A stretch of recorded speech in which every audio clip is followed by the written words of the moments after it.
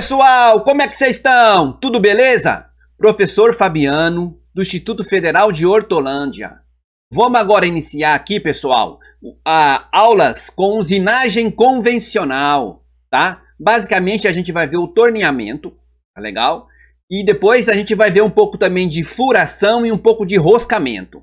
Tá legal, galera? Então vamos lá para essa série de aulas aí que vocês vão ter, tá? Em que a gente vai abordar aí os conceitos fundamentais dessa usinagem convencional. Beleza, pessoal? Então nessa aula 1, o que a gente vai ver nessa aula 1? A gente vai ver movimentos de usinagem, tá? Vocês vão ver que tem vários tipos de movimentos. Depois a gente vai ver um pouco de parâmetros de corte na segunda parte da aula. Beleza? Então, para vocês terem noção, o que seria usinagem? Usinagem é toda vez que a gente vai fabricar uma peça removendo o material. Vocês devem ter conhecimento já que existem várias maneiras de você fabricar um produto, de fabricar uma peça, tá? Então a usinagem é o que? É aquela parte em que você faz uma peça removendo o material através de uma ferramenta de corte.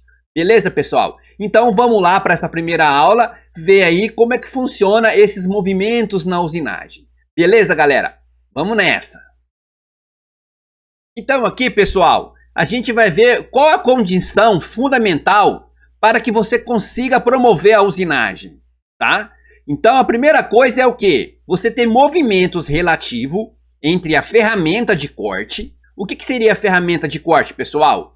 É aquela ferramenta que vai promover o corte. Naturalmente, essa ferramenta ela deve ter uma dureza bem maior do que a da peça, tá? A gente vai ver isso depois nas próximas aulas, tá? Então tem que ter um movimento dessa ferramenta em relação à peça, tá? Então aqui a gente tem um exemplo do torneamento, tá? Que é um dos principais processos de usinagem que a gente tem aí, um dos mais comuns, em que você vai ter o quê? A sua peça girando em torno do seu próprio eixo e você vem com a ferramenta de corte e essa ferramenta de corte vai promover movimentos e esses movimentos vão estar o quê? Tirando o material e aí você está fazendo um perfil da sua peça, tá legal? Um outro tipo de usinagem também bastante usado é o que? A furação. Tá? A furação, você tem um outro tipo de ferramenta em que essa ferramenta vai ter um movimento circular ali no caso e aí ele vai estar fazendo a penetração na sua peça. Então você vai fazer furos, tá? A furação tanto faz você ter um movimento ali de giro da sua ferramenta, que como chama a ferramenta de corte na furação, pessoal? É a broca, né? É bem conhecida. Tá? Ou então você pode ter um movimento da própria peça de giro, tá bom? Um outro processo também bastante conhecido é o que? O fresamento, tá? Em que a sua ferramenta tem o que? Várias arestas de corte e essas ferramentas vão estar passando pela sua peça ali com movimentos, tá? E aí vai estar removendo o material, tá? Cada processo aqui, pessoal, tem a sua aplicação. Quando você quer fazer peça cilíndrica, você vai optar pelo torneamento, tá? Quando você precisa fazer o furo, né, nas suas peças, você vai optar pela furação. Quando você vai fazer peças prismáticas, aí qual o processo que você vai se utilizar? Do fresamento. Tá legal? Então, para que haja a usinagem, precisa ter esses movimentos relativos entre ferramenta de corte e peça. Tudo bem? Vamos lá. Bem, pessoal, na usinagem, existem dois grandes grupos de movimentos, tá? O primeiro deles é o quê? Os movimentos ativos. Esses movimentos são os movimentos em que vai ter o contato definitivamente ali da sua ferramenta com a peça. Então, são um tipo de movimento que vai estar removendo o material. Pessoal, na usinagem, o material removido é conhecido como cavaco. Esse é o nome técnico que a gente se utiliza, tá bom, pessoal? Tá? Então, vai promover remoção de cavaco, tá? Esses tipos de movimentos ativos. E você também tem o quê? Os movimentos passivos, que são aqueles movimentos em que não vai remover o material. Mas para que haja os movimentos ativos, esses movimentos que são passivos precisam existirem, tá? Que seria o quê? Por exemplo, né, pessoal? Uma aproximação da sua ferramenta com a peça. Tá? A gente vai ver que tem 4 movimentos ali passivos que a gente vai ver, tá? Então esse movimento de aproximação da ferramenta até a sua peça é um movimento que é passivo. Você não está removendo o material, mas ele precisa existir para que você o quê? depois encoste a sua ferramenta na peça e promova a remoção de material. Tá? Então, movimentos ativos são aqueles que vai estar removendo o material. E depois você tem o quê? O movimento passivo.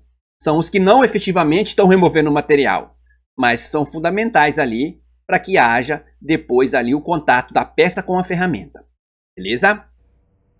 Bem, pessoal, aqui a gente vai ver um vídeo. Olha só, ali você tem a ferramenta de corte e a sua peça girando. Teve um movimento de aproximação. E aí ele vai o quê? Em contato ferramenta e peça, tá certo? Eu coloquei aqui os movimentos de aproximação, que são os movimentos passivos, em câmera lenta. Ah lá, agora ele vai fazer o quê? O recuo. Olha só, recuou, aproximou novamente e fez a penetração, tá bom? Tá? Aí agora você está fazendo o quê? O desbaste aí da sua peça, tá bom? Aí ele vai recuar novamente, tá vendo? Esse é o recuo. Então você tem vários conjuntos de movimentos. Olha lá, pessoal. Agora ele vai descer, vai fazer o faceamento. Esse que ele acabou de fazer é o quê? É o torneamento cilíndrico, que a gente vai ver mais para frente. Tá? Então agora ele fez o faceamento, que é o quê? Trabalhar na face. A ferramenta recua e depois vai haver a troca da ferramenta. Vocês viram ali que eu coloquei em câmera lenta, tá? Esses movimentos passivos, para que a gente consiga visualizar ele melhor, né? Porque, como a ferramenta não está em contato com a peça, esses movimentos têm que ser feitos de que maneira? Principalmente quando a gente está aqui no torneamento que é computadorizado. Ele tem que ser feito no mais rápido possível, tá? Depois que a ferramenta é em contato com a peça, aí não. Aí você vai respeitar os parâmetros de corte. Então, pessoal, na usinagem convencional, a mesma coisa. Quando a gente vai aproximar a ferramenta até a sua peça, a gente vai girar o manípulo, tá? Vocês vão ver mais para frente o que seria esse manípulo da sua ferramenta, da sua máquina ferramenta, o mais rápido possível até aproximar, tá? Para quê? Para não perder tempo, né? Você não quer perder tempo ali nesses movimentos, tá? Agora, quando a ferramenta está em contato com a peça, aí não. Aí você tem que fazer o quê? Respeitar os movimentos ali, a velocidade nos parâmetros pré-recomendados. E quem que determina isso é o fabricante da ferramenta de corte. Beleza, pessoal? Então, pessoal, os movimentos passivos, que são aqueles que não promovem a remoção do material em si, a gente tem 4 movimentos, tá? O primeiro é o movimento de aproximação, tá? Então, no vídeo anterior que a gente viu ali, quando a ferramenta vem aproximando até a sua peça, seria esse movimento de aproximação, tá bom? Depois, o segundo movimento é o movimento de recuo. Vocês lembram lá do vídeo? Assim que ele terminou ali aquele percurso que estava enquanto a ferramenta estava em contato com a peça, ele fez o recuo e voltou para depois fazer a penetração de novo, tá? Então esse é o movimento de recuo, tá? Que é o segundo movimento passivo ali. O outro movimento passivo que a gente tem é o movimento de ajuste. O que seria esse movimento de ajuste, pessoal? Imagina que você vem com um movimento rápido até aproximando, que é o quê? O movimento de aproximação, aproximando da peça, né?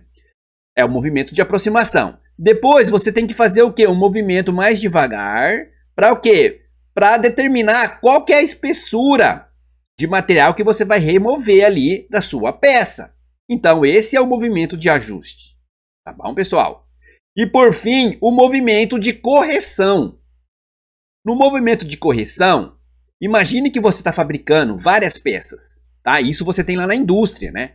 Depois de ter fabricado várias peças, a sua ferramenta ela começa a desgastar, tá? A gente vai ver mais para frente isso, né? O desgaste da ferramenta. Quando a ferramenta desgasta, você tem que fazer o quê? O que acontece? Imagine que você está fazendo um torneamento, né? Que você está passando a sua ferramenta ali na peça. Se a ferramenta desgasta, o que acontece com a sua peça? Ela vai ficar maior ou menor? O que vocês acham? Ela vai ficar maior, né? Porque teve um desgaste da sua ferramenta. Então, aquele comprimento que ela tem ali está menor. Então, aí você tem que fazer o quê? Uma correção ali de quando você estava fazendo aquelas passadas para que compense esse desgaste da ferramenta. Então, esse é o movimento de correção. Beleza, pessoal? Então, a gente tem esses 4 movimentos. que são os movimentos passivos. Agora vamos ver quais são os movimentos ativos. Bem, pessoal, nos movimentos ativos, a gente tem dois principais. Um outro terceiro seria o quê? A resultante da soma vetorial desses dois movimentos. Lembra lá, pessoal, de vetores? Vamos lá, relembrar aqui alguma coisinha, né? Então, o primeiro deles é o quê? O movimento de corte. Então, aqui, ó, tem uma figura ilustrando o seu torneamento, tá? Então, esse azul aqui é a sua peça, tá? A sua ferramenta é esse cinza aqui, tá? Então, a peça, ela vai fazer o quê? O movimento de giro no torneamento. Foi isso que a gente viu até agora, não é? Então, ela faz o movimento de giro. Então, esse movimento de giro da sua peça é que vai promover o quê? O movimento de corte, tá? Ele que promove o corte, tá? Então, vai ter um vetor aqui, ó, que é o VC, que ele chamou aqui, tá? Que é o quê? O movimento de corte, que é a velocidade de corte, ela está associada um com o outro, tá bom? Se você pensa na broca, é o quê? A broca que está girando, a não ser que você faça uma furação no torno, a gente vai ver isso também. Quando você faz uma furação no torno, quem gira é a peça, a broca fica fixa, ela não gira. Mas se você pensa numa furadeira, a ferramenta de corte que está girando. Então, ela que vai fazer o quê? O movimento de corte, né? Na broca lá, na furadeira. O outro movimento que você tem é o movimento de avanço, tá? O que vai fazer esse movimento de avanço? Ele que vai possibilitar a remoção do seu material, tá? Com várias rotações que vai ter. Se você tem um aqui, ele está girando, ele está removendo o material. Se você fica parado e não tem esse movimento, o que vai fazer? Ele gira, ele pararia de tirar material. Então você tem que fazer esse movimento, tá? Para que possibilita continuamente ele estar removendo o material, tá? Então esse é o movimento de avanço. Na broca você também tem movimento de avanço? Quando você faz a furação? Tem. É o movimento ali que você está penetrando no furo. Então, pessoal. E aí, esses são dois vetores, tá? O movimento de corte e o movimento de avanço, conforme vocês podem ver aqui, ó, esse VC que ele chamou de aqui e o VF, que é o movimento de avanço. E aí você tem o que? A resultante, que é o movimento efetivo de corte, que é a soma vetorial desses dois vetores, tá bom, pessoal? Aí você tem o movimento efetivo, tá? A gente aqui vai especificar mais o que? Estudar o movimento de corte e o movimento de avanço. Esse movimento efetivo, a gente não vai entrar em muito detalhe com ele, tá bom, pessoal? A gente vai se concentrar aqui no movimento de corte e de avanço. Mas a gente sabe ali que a resultante da soma ali dos dois vai dar aqui o movimento efetivo de corte. Beleza, pessoal? Então, esses são os dois movimentos ativos ali, que quando a ferramenta está em contato com a sua peça. Tá legal? Então, a gente viu os movimentos passivos e os movimentos ativos. Cada um tem a sua importância, tá? Quando o ativo está cortando o material, você tem que respeitar os parâmetros de corte. São os detalhes que a gente vai ver na segunda parte dessa aula, tá bom? E quando ele não está em contato com a peça, a gente vai fazer o quê? Os movimentos de aproximação, recuo, aqueles 4 movimentos passivos que a gente viu. Todos são importantes, tá? Mas esses ativos aqui são que precisa estar respeitando os parâmetros de corte, tá bom, pessoal? Então aqui, pessoal, a gente está identificando aqui os movimentos de corte e de avanço. Então na broca, você tem aqui, né? Ó, aqui está a sua broca, a sua peça está aqui. Aqui está a broca e a sua peça. O movimento de avanço seria esse vetor aqui, ó, em azul, tá? Ou aqui no caso da furação é o movimento de penetração, é o mesmo, tá? E aí você tem um movimento de corte, tá? Que vai resultar na velocidade de corte, que é o movimento de giro da broca. Nesse caso aqui, essa furação está sendo feita na furadeira. Então a broca que você tem um movimento de giro. A soma dos dois tem um movimento efetivo de corte. No fresamento, você também é a mesma coisa, pessoal. Você tem um movimento de avanço aqui, ó, esse vetor azul, tá? Em que o dente da fresa, ela vai fazer esse movimento, que é o movimento relativo entre dente da fresa e o movimento da peça. E depois você tem o movimento de giro da fresa, que vai fazer o quê? O movimento de corte, tá? Que vai promover a velocidade de corte. Então, a soma vetorial desses dois movimentos, você tem um movimento efetivo de corte. Beleza, pessoal? Então, você tem aqui, ó, dois vetores, tá? Que é o movimento de avanço, ele colocou o F aqui de feed, e o movimento de corte, que aí é dado pelo movimento de giro da ferramenta ou de giro da peça. E depois o movimento efetivo, que é esse daqui. Tranquilo, pessoal? Esses movimentos? Muito legal. Bem, pessoal, aqui a gente tem os possíveis direções de avanço. Essas possíveis direções é aqueles movimentos de avanço que a gente tem. Aqui especificamente do torneamento, tá? O que a gente vai ver aqui bastante nessas próximas aulas. Beleza, pessoal? Então esse primeiro aqui, ó, esse movimento aqui, ó, é o movimento aqui na direção de avanço aqui, ó, na face. Então, ó, todos esses azul aqui são a sua peça que está em movimento de giro, tá? E sua ferramenta é esse cinza aqui, tá, pessoal? Então você tem o quê? Aqui o faceamento. É uma operação que você faz lá no torneamento. Então você está removendo o material da face. Então, ó, esse aqui é o sentido ali do seu avanço. Quando você vai fazer, por exemplo, uma peça cônica. O que é peça cônica? Em que você tem um diâmetro aqui menor e o outro diâmetro maior. Aí a sua direção de avanço ela fica inclinada, tá vendo aqui? Ó, ela não está na horizontal nem na vertical, tá? Você tem um avanço aqui inclinado. Um outro tipo também é quando você vai fazer uma operação aqui, ó, desse côncavo e convexo, tá? Essa superfície mais complexa. Quando a gente está trabalhando com torneamento convencional, é mais difícil você fazer isso ali, tá? Usando os dois movimentos. Quando é CNC é tranquilo, né? Por isso que a gente até opta às vezes a fazer uma usinagem CNC quando você tem uma complexidade ali da sua superfície, tá? Então aqui a direção do seu avanço ele vai ser aqui, ó, né? Nesse zigue-zague aqui, né? Ele vai fazer essa parte convexa e depois a parte côncava, tá bom? Um outro tipo de movimento é quando você tem aqui, ó, isso aqui chama perfilamento. É quando a sua ferramenta já tem o quê? A forma da sua superfície. E aí você vai fazer nessa direção aqui, e a sua superfície da sua ferramenta vai ser reproduzida no perfil da peça, tá? Quando você quer fazer o quê? Uma usinagem mais complexa no torneamento convencional, muitas vezes você tem que ser o quê? Ter esse tipo de ferramenta, tá? Que você tem um côncavo e um convexo. E aí você consegue fazer na melhor maneira possível ali aquele côncavo, aquele convexo. Tá legal? Mas aqui tem um grande problema, pessoal, porque aqui você tem uma aresta aqui da sua ferramenta, ela é muito grande, né? Se você olhar aqui, ó, toda essa parte que está em contato com a peça é bem grande. E isso aqui causa vibrações na máquina. Então é um pouco complicado fazer esse tipo de operação. Beleza? Um outro tipo também, pessoal, aqui, ó, um outro tipo de direção que você pode ter é nos dois sentidos. Tanto aqui na vertical quanto na horizontal. Tá? Quando você está fazendo esse chanfro, aí você vai ter esses dois movimentos.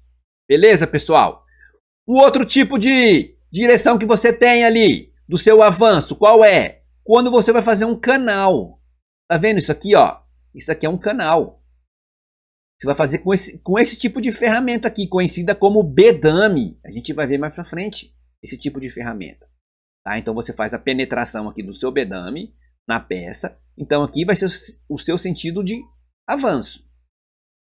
Uma outra tipo de operação também que vai ter um outro sentido de direção é o que? Quando você vai fazer rosca no torno. Existem várias maneiras de fazer rosca, a gente vai ver. Uma delas é o que? Usando aqui a ferramenta, em que essa ferramenta vai fazer o seu helicoidal aqui para promover a rosca. Tá? Então, nesse caso, a direção aqui do seu sentido de avanço seria esse daqui, na horizontal. Um outro tipo de operação é o que? Aqui, ó. Aqui ele está fazendo um torneamento interno. Imagina que você tem um furo na sua peça e você precisa aumentar esse furo.